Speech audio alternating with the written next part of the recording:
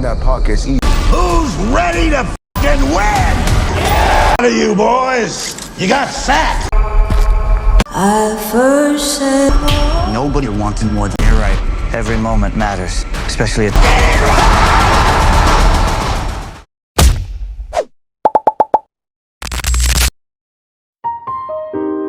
Bayangin jika kamu disuruh jalan kaki berpuluh-puluh kilometer tanpa tahu kapan akan berakhir. Gak ada makan, gak ada istirahat, dan jika berhenti, tentara siap mendor dari belakang.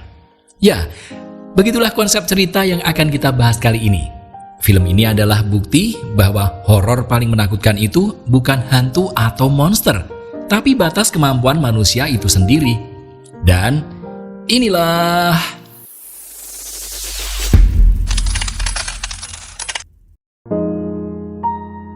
Berlatar di Amerika Serikat pada masa depan yang suram. Cerita ini berlangsung di era distopia di mana negara terpecah belah.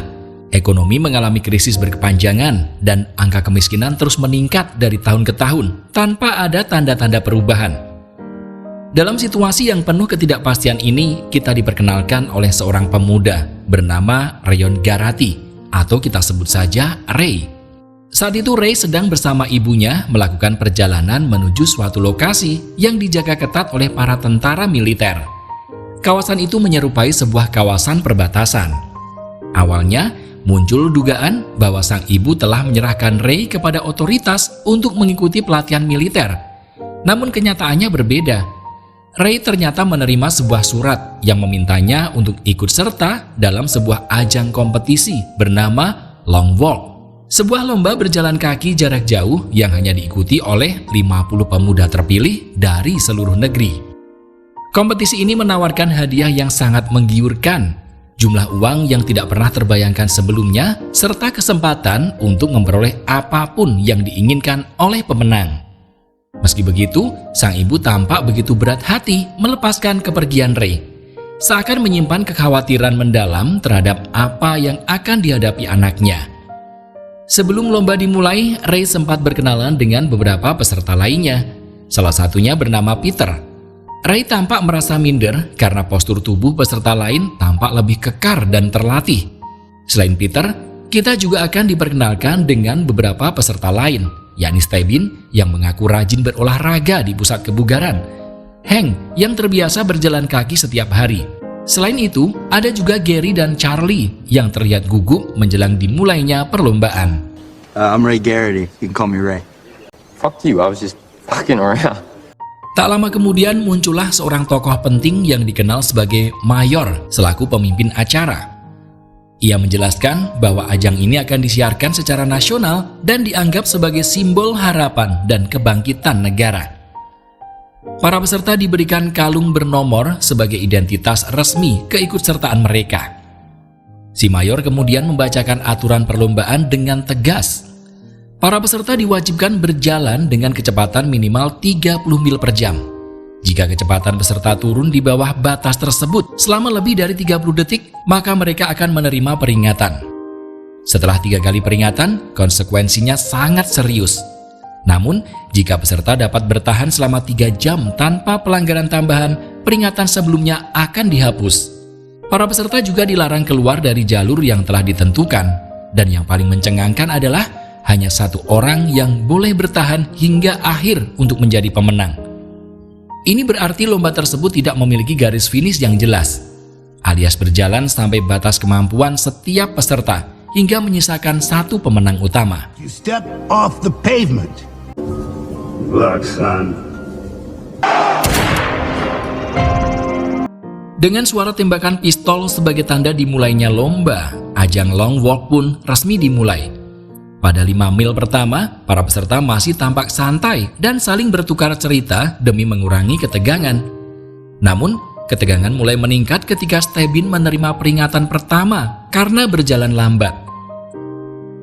Tak lama kemudian kekhawatiran sang ibu Ray mulai terbukti saat peserta bernama Gary harus berhenti sejenak untuk mengikat tali sepatu. Saat itu juga pasukan militer langsung bersiap dengan senjata mereka, membuktikan bahwa konsekuensi dari pelanggaran tidak bisa dianggap enteng. Idiot. And the stuff that comes out of my asshole bears suspicious resemblance. Ketegangan memuncak saat mereka mencapai jarak 7 mil. Charlie mengalami kram pada kakinya. Ray pun mencoba menolong dan memberikan semangat, namun Charlie terjatuh. Come on, stick with me. Stick with me. That's it. Come on! You got it! Warning, number 7. Momen ini memperlihatkan bahwa peringatan keras yang dimaksud oleh si mayor bukanlah ancaman kosong. Charlie tidak dapat melanjutkan, dan dengan penuh kesedihan ia harus menerima nasib sebagai peserta yang gugur dari perlombaan. Sang mayor pun memberikan penghormatan terakhir, seolah mengakui bahwa ajang ini bukan hanya tentang kemenangan, tetapi juga tentang pengorbanan. Dalam perjalanan panjang tersebut, Ray mulai menarik perhatian dari salah satu penonton yang mengikuti acara ini secara langsung. Namun momen itu segera berubah menjadi mencekam ketika salah satu peserta mengalami kejang secara tiba-tiba. Wajah Ray diliputi rasa takut, dan ia pun mempercepat langkahnya, tidak sanggup menyaksikan apa yang mungkin akan menimpa peserta tersebut. Berbeda dengan Ray, Gary justru menunjukkan sikap yang dingin dan tak berperasaan. Ia menyambut kabar tersebut dengan senyuman sinis, menyadari bahwa kini jumlah pesaingnya berkurang 1 orang lagi. Walaupun demikian, para peserta diizinkan untuk meminta air minum secara berkala. Ketika lomba telah menempuh jarak 25 mil, Hank mulai mengalami kram pada kakinya. Melihat hal tersebut, Ray mengajak teman-temannya untuk memperlambat kecepatan mereka, meski mendekati batas minimum yang diperbolehkan, yakni 30 mil per jam. Bahkan saat Hank tak sengaja menjatuhkan cemilannya, Ray dengan tulus membagikan sebagian perbekalannya demi membantu Hank.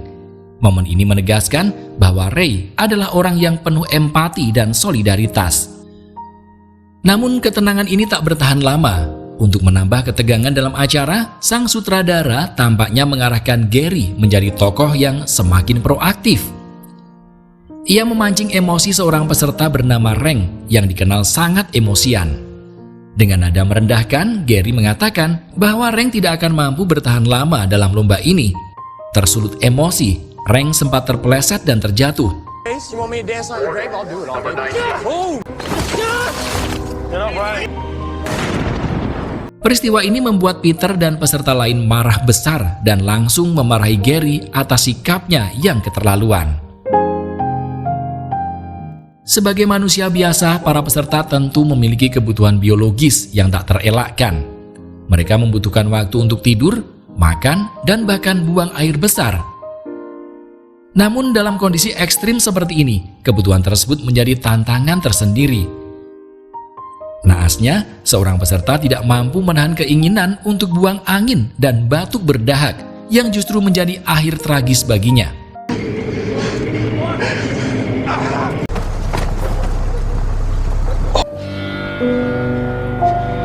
Saat jarak tempuh mencapai 35 mil, malam mulai menyelimuti perjalanan. Si mayor pun memperingatkan bahwa bagian terberat dari perjalanan baru akan dimulai. Jam pun menunjukkan pukul 03:45 dini hari, dan Ray hampir tertidur karena kelelahan. Untungnya, Peter segera membangunkannya. Namun dalam kondisi mengantuk, Ray sempat kehilangan fokus dan menerima 3 peringatan berturut-turut dari si mayor. Artinya, Ray kini berada dalam posisi kritis dan tidak boleh melakukan satupun pelanggaran selama 3 jam ke depan. Hal ini membuat Ray sangat tegang dan emosional. Belum selesai tekanan tersebut, para peserta dihadapkan pada jalur menanjak yang tentu saja menguras tenaga. Teriakan peringatan dari petugas terdengar berkali-kali di belakang, diikuti suara letusan senapan yang menandakan peserta demi peserta mulai berguguran. Ray yang sudah mengantongi 3 peringatan merasa panik luar biasa, apalagi ketika melihat para pasukan militer mulai mendekat, siap mendornya bila ia gagal mempertahankan kecepatannya. Di saat itulah Gary kembali memprovokasi Ray, membuat emosinya nyaris tak terkendali. Namun Peter kembali hadir di sisi Ray, memberikan sebotol air dan menyemangatinya agar tetap kuat. Ray pun meminta maaf atas emosinya sebelumnya yang sempat dilampiaskan secara tidak pantas pada Peter. Peter memakluminya dan menyatakan bahwa dalam situasi ekstrim seperti ini, semua orang bisa kehilangan kendali.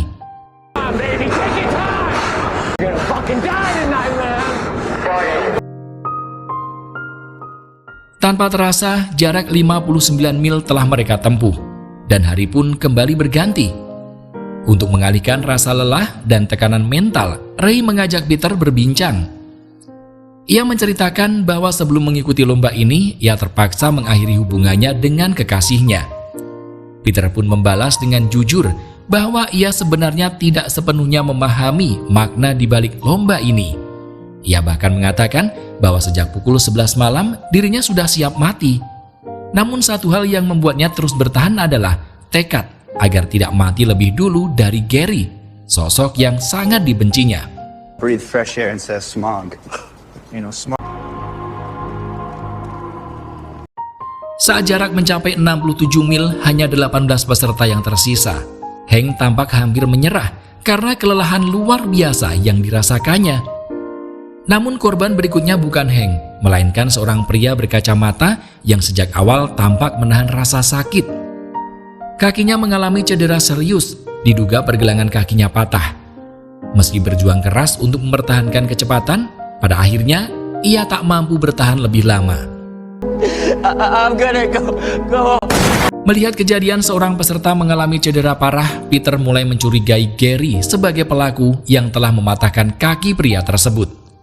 Meskipun belum terbukti kebenarannya, Gary justru menyampaikan sebuah ancaman halus, mengisyaratkan bahwa ia memiliki rencana tertentu yang ditujukan kepada Peter.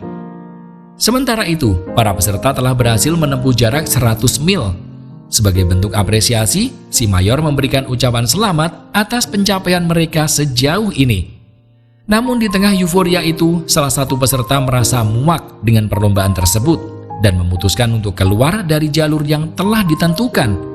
Suatu tindakan yang berarti menyerah dan siap untuk didor. Perjalanan pun berlanjut. Para peserta yang semakin lelah secara fisik dan mental mulai berhayal tentang apa yang akan mereka lakukan dengan hadiah uang yang dijanjikan jika berhasil menang. Namun Peter mengungkapkan pandangan berbeda. Ia menyatakan bahwa ia tidak peduli dengan uang tersebut. Harapannya, hadiah itu bisa ditukar dengan sebuah perubahan sistem yang dimana di masa depan ia ingin agar perlombaan long walk memiliki 2 orang pemenang, bukan hanya 1 seperti saat ini. From now on, I'm going to wish that long walk has 2 winners. Di hari ketiga, tepat saat jarak tempuh mencapai 144 mil, Becker mengalami kesulitan untuk buang air besar. Namun ia tetap dipaksa berjalan di bawah ancaman senjata. Tak lama kemudian, Peter bertanya pada Ray tentang alasan keikutsertaannya dalam perlombaan ini.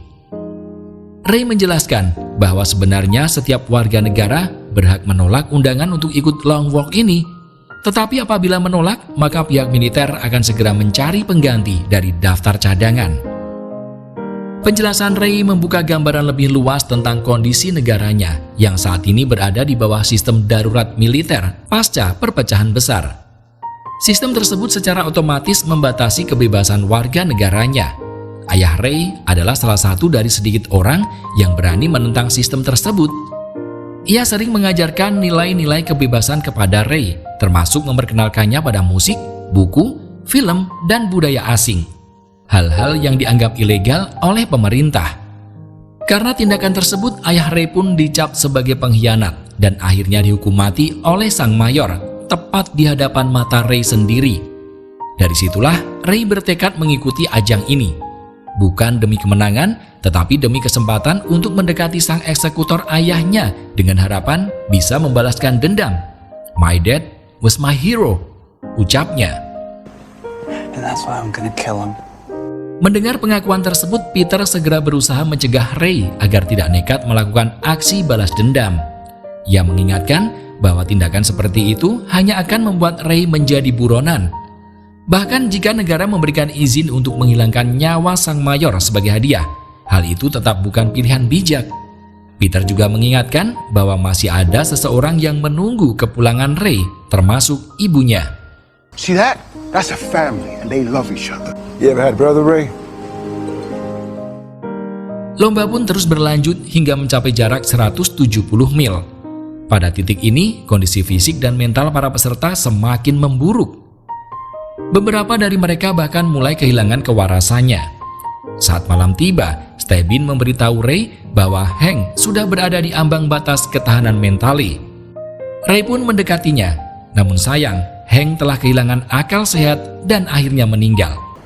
Hank.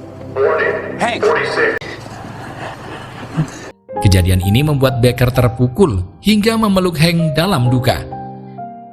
Memasuki hari keempat, para peserta telah menempuh jarak 209 mil dan jumlah mereka kini tinggal 6 orang. Peter berusaha membangkitkan semangat Parker dan Stebin.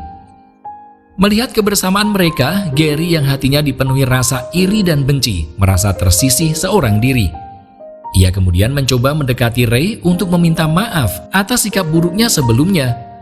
Namun karena Peter masih merasa waspada, ia menolak ajakan damai dari Gary. Dan karena merasa terisolasi dalam ajang yang mematikan ini, Gary akhirnya memilih untuk mengakhiri hidupnya sendiri.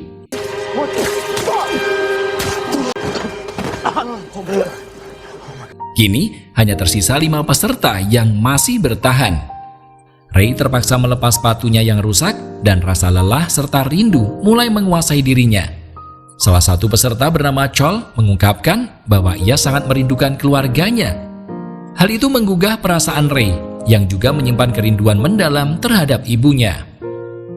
Secara tiba-tiba, Ray melihat sang ibu berdiri di depannya. Momen emosional ini membuatnya tak kuasa menahan air mata. Ia menyesal tidak sempat memberitahu ibunya alasan sebenarnya mengikuti perlombaan ini. Ia juga menyesal karena lebih memilih pergi. Padahal bisa saja ia tetap tinggal dan menemani ibunya. Namun Peter kembali hadir sebagai sosok penyemangat. Ia meyakinkan Ray bahwa perjuangan selama 5 hari ini tidak boleh berakhir sia-sia. Ia menguatkan Ray untuk tetap bertahan walau dunia di sekitar mereka perlahan runtuh.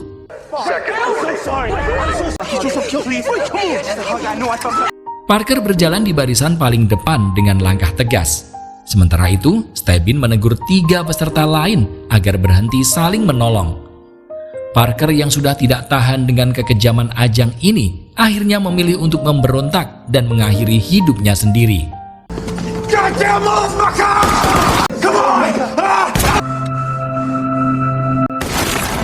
Ketika jarak tempuh telah mencapai 324 mil, Becker mendadak mengalami mimisan yang cukup parah. Ray dan Peter berusaha membantunya agar tetap bisa menjaga ritme langkahnya tetap di atas 30 mil per jam, atau ia akan didor. Namun Becker sadar dirinya sudah tidak kuat lagi. Ia pun menyerahkan kalung yang selalu ia kenakan kepada Ray, dengan harapan suatu hari kalung itu bisa diberikan kepada neneknya. Tak lama kemudian, Becker memutuskan untuk menyerah. Pada jarak 326 mil, sang mayor muncul kembali untuk menyemangati 3 peserta yang tersisa. Ia justru merasa terhibur karena masih ada tenaga dalam diri mereka untuk mencaci makinya. Pada momen inilah Stebin akhirnya mengungkapkan alasan sesungguhnya mengikuti perlombaan. Hadiah yang ia dambakan hanyalah sederhana, agar ayahnya datang berkunjung dan minum teh bersamanya. Namun kenyataannya, ayah Stebin adalah pria yang gemar berhubungan dengan banyak wanita di berbagai daerah. Dan Stebin hanyalah salah satu anak yang tidak pernah diinginkannya. Sosok ayah yang dimaksud ternyata tidak lain adalah sang mayor itu sendiri. Sejak awal, sang mayor sudah mengetahui bahwa Stebin adalah putranya. Namun hingga saat itu, Stebin merasa bahwa ayahnya hanya menganggap dirinya sekedar daging hidup tanpa arti. Untuk membuktikan hal tersebut, Stebin memilih berhenti melangkah.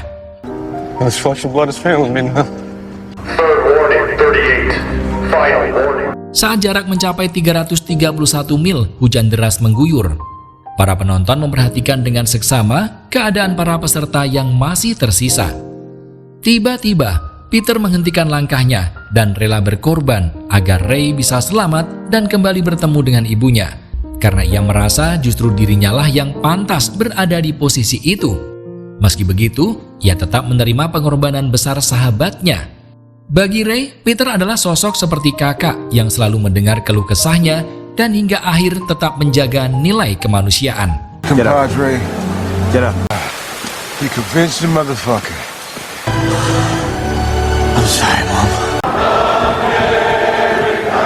Melihat pengorbanan tersebut, Peter pun mengubah permintaan hadiahnya. Semula ia berharap ajang Long Walk berikutnya bisa menghadirkan 2 pemenang. Namun kini, keinginannya hanya satu, yakni sebuah senapan untuk memenuhi permintaan terakhir sahabatnya yang telah gugur. Dengan tekad baru, Peter kembali melangkah ke depan. Nasib akhirnya memang tidak diperlihatkan secara jelas. Namun yang pasti, kisah perlombaan ini pun berakhir pada titik tersebut dengan ending yang menggantung.